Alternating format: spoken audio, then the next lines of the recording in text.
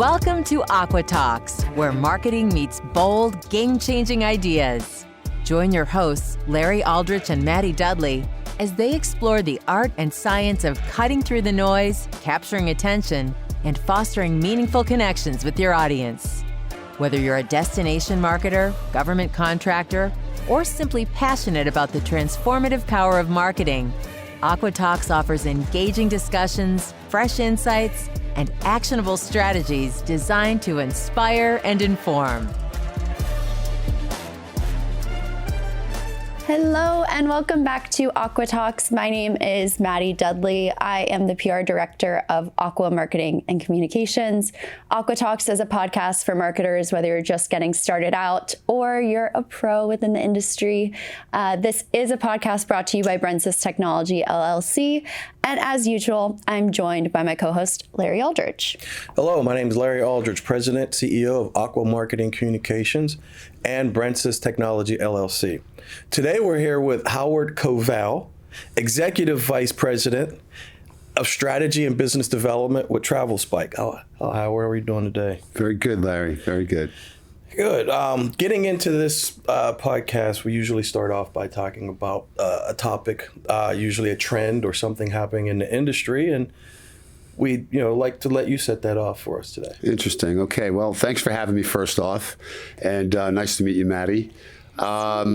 Gosh, I mean, I've been in the business since the very beginning, so I've kind of seen a lot. And I'd like to say it's been a strange trip, but that would be a strange pun. But anyway, it's interesting because a lot of what is happening was happening from the very beginning. And it's just about really technology advancement for the most part. And most importantly, it's really about the adoption of the technology. Right, back in the early days, people weren't as technology savvy, let's say, whether it's a brand or a consumer. But right now, everybody has kind of caught up to the trends and all the AI stuff that's going on. People are very receptive to it. But one of the key things that is still lacking is trust. It all comes down to consumer trust. And that'll be the final challenge. Once consumers really trust these, AI answer engines for giving real personalized recommendations and suggestions, then it'll even proliferate more. Yeah, we had a conversation earlier a week or so ago, and you were talking about the internet before it was the internet and the part that you played in that. You want to walk through that a little bit? Yeah, sure. I thought it was really interesting. Sure. You're kind of dating me at this point, but that's fine. I was there too. Yeah. I remember it. Yeah. So I'm going to go back to a time when, there really was just, without taking up too much time here on this subject, but there really was only AOL, CompuServe, and Prodigy. And they were text-based dial-up services, and that was really the precursor to the internet. But that was really done by, phone lines and 1,400 baud modems at the time. Where you plug in your phone line and you get the screeching noise, and you got to wait 10 minutes to download a page of content, which is just text on a gray background. So I got into it at that point, and Mosaic only had 50,000 browsers in beta. And my company's original business plan was to compete with AOL, CompuServe, and Prodigy, but using the internet and TCP/IP as the platform versus like the copper twist and dealing with 1,400 baud modems. So we started out with that premise. And my partners and I at the time had actually come from the entertainment and media world, so we had lots of connections in the analog world. Ooh. And like what? Yeah, just all the big players that had no idea the internet was coming. I mean, so everyone had content, but it was analog content. It wasn't digitized and this and that. So we actually went back to our old friends and our old bosses and our old peers and said, hey, give us your content and we'll digitize it. We'll put it on the internet. And they're like, well, what's the internet? It literally was like that, So then we go into the whole explanation about surfing the web and like, oh, what a concept, things like that. And, by aggregating content, we actually built some of the first content destinations on the internet. And we actually put the New York Times on the internet. It was their first website. We built the first real-time sports information website that was completely personalizable. which would even be more advanced than anything that's out there today. And this is going back like 30 years ago or so. Once we built the content sites, people started showing up, and I have 100 other stories that would be really, really entertaining, but we'll try to cut to the chase here. But basically, once we had the content destination set up, then it was about going out there and developing, revenue channels and going to the sponsors and advertisers and saying, hey, you want to be a part of the New York Times on the internet? And same thing. Well, what's the internet? It's like, it's really that early.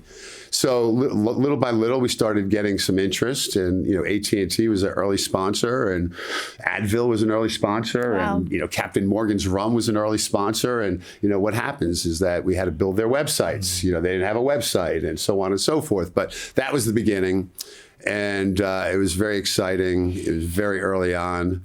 And it just like blew up from there. And, we saw it coming, because little by little you hear people saying dot, this, that. You see a bus going down New York City with like Turner.com. You're like, okay, it's really coming now, and so on and so forth. But that's the deal. From your perspective, what patterns of earlier digital shifts do you think are repeating itself today, and what feels fundamentally different this time? Kind of touches on what I was saying before, is that, technology always comes first, but it comes down to like the adoption, and it's not just technology for technology's sake. It's technology for the utility's sake, right? So, it's like you have to come up with a killer app, to really get people to embrace it. But so the technology leads, and in the beginning, people really didn't know. But obviously, rolling the clock forward, this many years, everyone is online. Everybody knows this. Everybody knows that. Everybody knows what the QR code is. With the contact-free stuff that was happening in the pandemic, and so things help proliferate the adoption. Other than that, it's like I said, it comes down to trust and access. Access breeds interest. So in the beginning, not everybody was online, and as time went on, not everybody was cutting edge, and now it's kind of like evened out, where everybody's online. Everybody has fairly deep experience with being online to some degree. But as technology rolls out, it's like about the application. It's not the technology, but it's about trust and so on and so forth. So all that repeats. What I mean? It's whatever's beyond AI. It's going to be the same pattern. It may be compressed, because I think the transformations happen faster. But that's really what I think is the big thing, is that transformations are happening, leaps are happening faster, more compressed. Where back then it would just take more time for the market to kind of get there. Okay, so where do you usually see the biggest disconnect between having data and actually using it to make better decisions? Wow. Everything's about data. So, because access isn't the problem anymore. Like, I feel like everything is pretty accessible to a lot of people, even not marketers, So. Correct. I mean, data is the currency. It really is. It's, we say in marketing, and I'm sure you guys share the same sentiment, but it's, let the data dictate the strategy, right? Instead of guessing, right? Instead of, relying on just, random testing, which is super important too. But there really is a ton of data out there, and finding the right data sets and understanding how to interpret them, it really takes a lot of risk out of things, and lets you be a little bit more precise. But I hope I'm answering the question as succinctly as you'd like me to. But it's conversation. Just speak. Cool. You have a wealth of knowledge, and we're interested in hearing. Yeah. So I mean, data is the currency. And it's not, everyone talks about proprietary data. Everyone's scrambling for that. And it's not even so much about proprietary data, which is great. It's about identifying the types of data that would be contributory and commingling data. So it's not necessarily like, oh, this is the secret formula of Coca-Cola. Nobody knows it.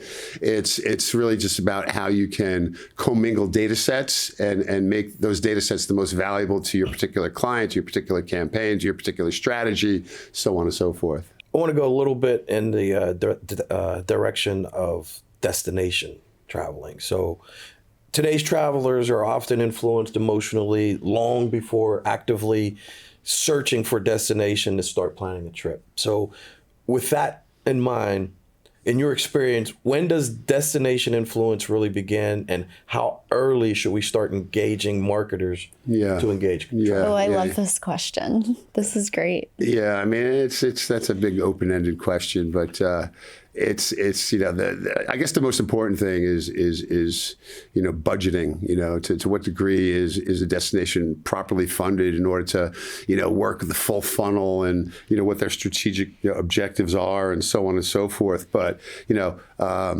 inspiration comes from the strangest places, right? So it's like travel, yes, people are inspired in many different ways and on many different touch points, and still word of mouth and through friends and family is a big thing. But you can even look at where Hollywood has taken it, and you look at the stuff that's super popular on the streaming platforms, whether it's White Lotus that blew up visitation and tourism for Sicily and for Thailand, and just people immersing or getting exposed and immersing through serialized content, that works as well. Obviously, social media is a big driver of influence and inspiration, because it goes back to what I was saying before.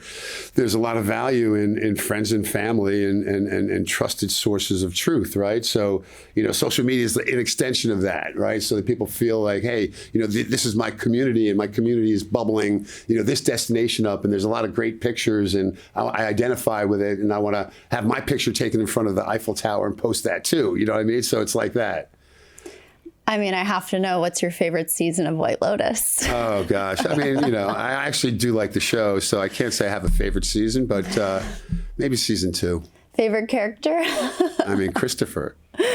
Oh my gosh, yeah. I mean, I love Tanya. Yeah. Tanya, may she rest in peace. Sorry, spoiler alert for anybody. Right. But yeah, such a good show. But there's a lot of that. There's a big trend. And so here's another shift where, and this has really been powered by the internet from the beginning, is that typically advertisers would buy environment, in the form of, ad pages and 30-second spots, within programming, contextually, oriented, so on and so forth. Now, it's like everyone has really, every brand, every marketer has a real need to be their own publisher.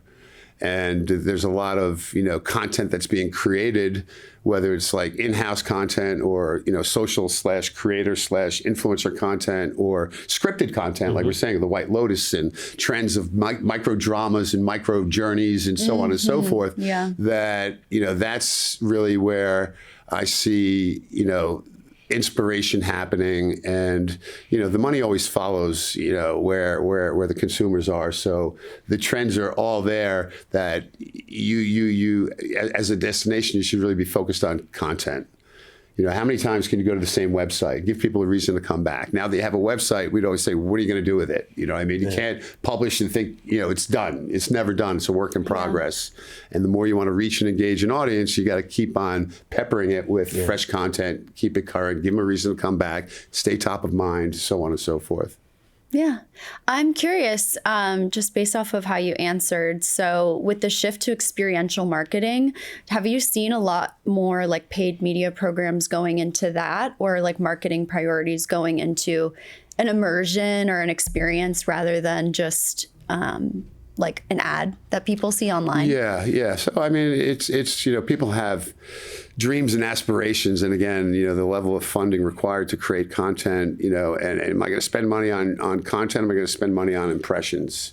That's a big tug of war internally. But, in terms of, content creation, that is absolutely the future.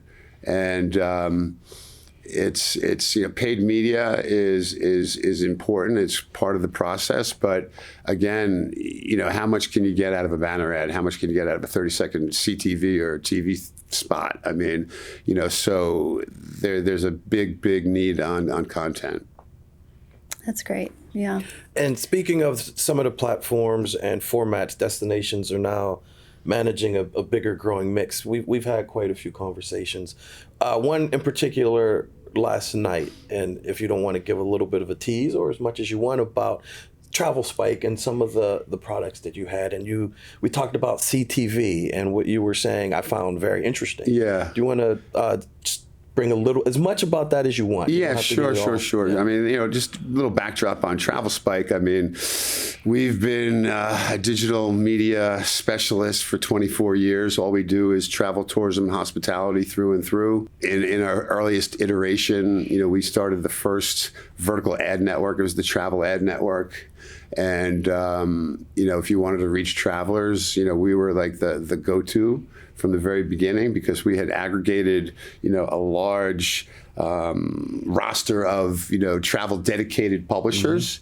And we were like the first, one-stop shop, instead of being, site specific and doing this and that. And you give us a call, and we have 300 publishers that are part of our network. And, we based on what your goals and objectives were, we'd be able to say, okay, you guys need to be on these 100, or based on at what point in the funnel, so on and so forth. But we started out with that. That was 24 years ago. We introduced email products after that. And right now we have about 10 products, but all digital, of course. And the most exciting product that we have is our CTV product. Oh. Exciting because it's timely. Yeah. And trendy, and everybody's thinking about it. It's the promise of the power of TV with the precision of digital marketing, right? So that combination is very powerful. Most CTV solutions are top of the funnel branding and awareness type plays. Our CTV solution is like performance CTV, where we're truly focused on performance and performance outcomes.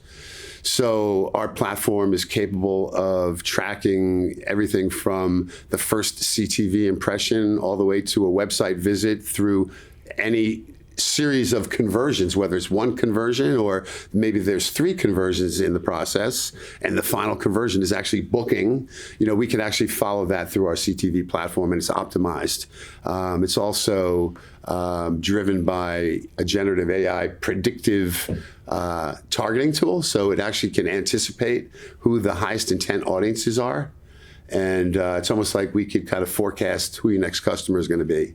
And we're seeing ridiculous outcomes in terms of like other top of the funnel CTV offerings, where ever since we introduced the predictive audiences, it's we see 6 times the engagement, which is like 6 times the actual site visits, and 2 times the conversions, and half the cost of acquisition that you would typically see. And that's been proved over and over and over again. Our clients are very, very happy, and they are really, from a 1-month test, they're coming back and committing to an always-on strategy.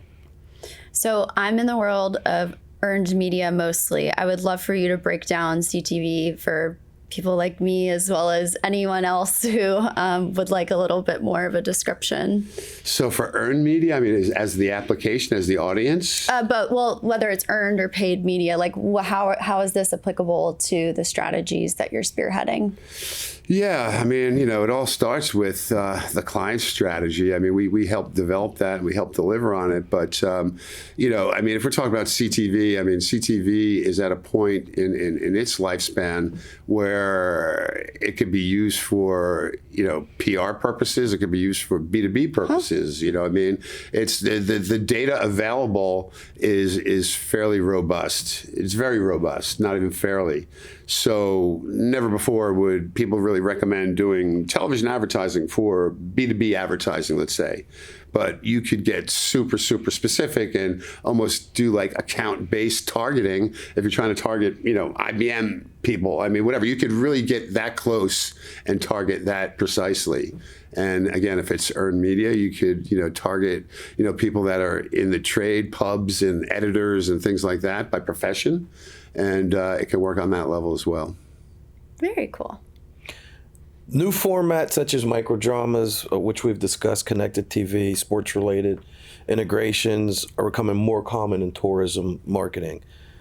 How do these storytelling approaches change the way destinations build emotional connections with travelers?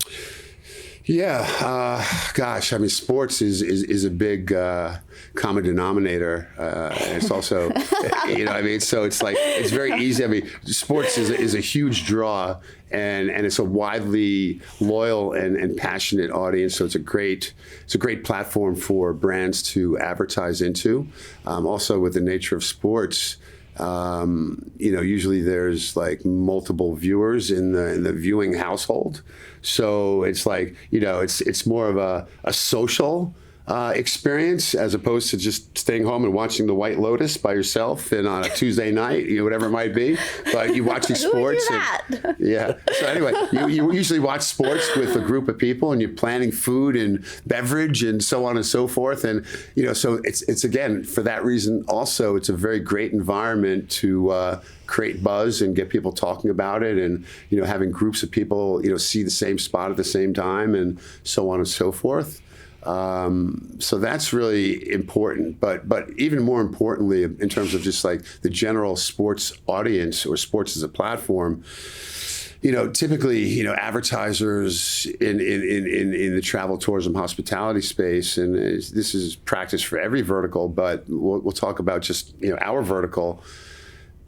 Everyone is really purchasing the same intent signals. If you're doing, programmatic advertising, you're pushing buttons, you're pulling levers, you want to find high intent audiences, and guess what? So is your competition. So is everybody. It's the competitive destinations. It's the hospitality companies. It's the airlines. Everybody is buying the same intent signals. So it really becomes kind of like a very competitive, situation. If you look at sports, which is emerging and becoming more and more popular with travel brands, it's an opportunity not only to reach this passionate fan base, but also to break through the clutter and have more of a share of voice and not be like one of 10 destination marketers throwing you banner ads or throwing you a CTV spot because you've thrown some signal of interest. You've searched for, an airfare. You've browsed, destination content in Caribbean island type situations where everybody picks up on that. Everybody's selling that and everybody's buying that. So that's super competitive. And if you want to break through, well, you got to be a little bit daring and take some chances. But, breaking through is breaking through. Yeah. Yeah. Have you ever done like a Super Bowl commercial or Super Bowl ads? We have not, but we have inventory. I mean, we quite surprised. And again, it's about lead time. So this is one of our relatively newer products. So you always need a certain amount of lead time. There's opportunistic dollars that are out there, but most budgets are planned and set and spent and allocated and all that stuff way before, some opportunistic situation as strategic and sexy as the Super Bowl is. But, all of a sudden, for real, it's not $8 million a spot. It's, you could spend $25,000 in some key markets and just buy impressions in the Super Bowl. We also do something very unique also that no one else out there is doing. Do tell. Yeah, for real. It's worthwhile. But we actually will produce a vignette, a companion vignette. So it's not just buying, 30-second impressions in the Super Bowl, let's say. We will actually create a vignette where it looks more of almost like a network level integration where we actually will hire, real sports announcers to be doing some banter during a commercial break. And they'll be talking about the game or a game situation or a play or a sack or an amazing catch, whatever it might be. And they're doing some back and forth banter. And then all of a sudden it's brought to you by Destination X. There'll be some logos and it looked like instead of just the brand spot, there's the integration spot. So it's kind of cool to give an extra lift. Yeah, that uniqueness is important. If you were advising a destination today on preparing for the next 10 years, what capabilities or mindsets would you prioritize first? I mean, aside from having, someone that has a bit of a vision at the wheel, it would be, having someone that's very data savvy, I would say, on board. I think like a data analyst, a data scientist, depending upon the size of the destination, of course. I think that it's really, really important to have someone on the team that can understand what data is important and understand how to interpret data and understand how to, build a forward-thinking strategy based on data. So I would say that for sure. Before we wrap up, TravelSpike, there any case studies that stick out or anything you're proud of or excited you or shocked you or changed your mindset? Well, we've been doing it for 24 years, so there's a lot of case studies. Yeah, it's got to be somewhat interesting too. We have one thing that we really hold out there is that we have a fantastic client retention rate. Okay, because of the hard work and the poor performance outcomes, most importantly. So, that kind of speaks for itself. There's so many, unique case studies, and I'm trying to think like top of mind. I mean, our largest advertiser is Southwest Airlines, and they've been spending. We're a top performer for them, and it's interesting because what does Southwest Airlines need from us? They've got the biggest agencies in the world. They spend $100 million, whatever it might be, probably $300 million. But at the end of the day, they've realized that we have something very special and something niche that they can't get through anywhere else. It's not available on the exchange. It's not available just on a whim. It would be labor intensive for people to kind of do what we're doing with it, and that's really.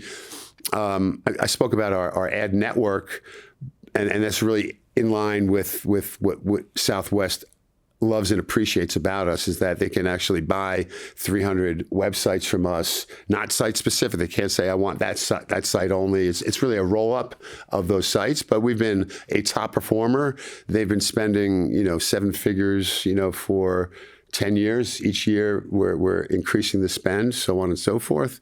Another great case study recently was with Amtrak. Amtrak's business is kind of booming lately, probably a lot because of pandemic, a lot because of flight issues and travel headaches and so on and so forth. That is, safer to do Amtrak. But we did a campaign. It was with our conversational product, and that's a whole that'll be our next webisode. If we don't have time today, but anyway, we provided a 4 times ROAS on their spend, and they were actually shocked about how long after engaging with our media. They were doing our high impact conversational ad units and stuff like that, but. They were shocked after even post 30 days of the impression and the engagement. People were coming back and booking tickets, and it was attributed to TravelSpike. Oh, that's great. Yeah. Congratulations. Yeah, that's amazing. That's all fun. It keeps us coming back to work, you know what I mean? So, any conferences you want to bring up or we might see you or TravelSpike? I know Destinations Florida, Destinations International. I definitely want to see TravelSpike. Anywhere else? For sure. Off the top of my head, I know we'll have coverage there. I'm just trying to think, like right now, off the top of my head, I can't really speak to that. Yeah, there's a few that I'm going to, and I can't even think of the names of them. Yeah, it all blurs together. As soon as I walk away, it'll all come back. Right, yeah. Right. Well, if you think of them, we can include them in our show notes, which you can find on aquatalks.com. Yeah, sure. Yeah, but thank you so much for joining us today. This was awesome. A lot of fun. Yeah, thanks for being with us. You guys are great. It's been fun talking to you. You can invite me back anytime. Definitely. Oh, we definitely will. We stay close with TravelSpike. So, Good deal. Yeah, and some of your colleagues we enjoy working with. Awesome. Yeah, you guys are great too. So it sounds like a partnership that will last forever. And grow. That's definitely true. Talk about doing a lot more together. Absolutely. Yeah. Absolutely. Good stuff, Larry. Thank you. Maddie. Thank you. Good stuff. Thank you. So thank you so much for joining us again today. Again, I'm Maddie with Larry, and we're Aqua Talks. Thank you, Howard, for joining us. Thanks, everybody. And if you want to learn more about Howard, TravelSpike, or about the podcast, please go to aquatalks.com. We'll have all of Howard's information there. And we're on social media. Follow us there. And I believe that's it. That's it. See you Thank next time. You've been listening to Aqua Talks, where marketing innovation takes center stage with bold ideas and actionable insights. Ready to take your strategies to the next level? Visit aquatalks.com to book your free consultation and explore resources that empower you to thrive in today's fast-paced marketing world. Until next time, stay bold, stay inspired, stay imaginative.